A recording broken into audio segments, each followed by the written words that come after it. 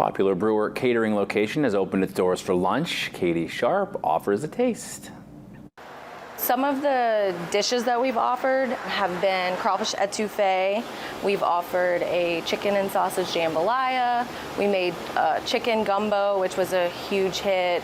Bread pudding with a white chocolate sauce, banana pudding, bang bang shrimp tacos. Southern Spoon and Brewer is cooking up some Southern flavor. In Mississippi, we had a restaurant, and when we came up to Maine, we visited, we realized that they need some seasoning, they need some spice. So we decided this is what we were gonna do. They started with a smaller operation. It has been a semi-slow process. When we first opened, we started doing grab and go, meal prep, and catering. That was the bulk of our business. And as customers have been coming in more and more, they wanna know, when can we come in for lunch? When can we come in for lunch? And so we said, you know, we have a small little spot. Let's just put a couple tables, couple chairs, and sell some sandwiches and some good food.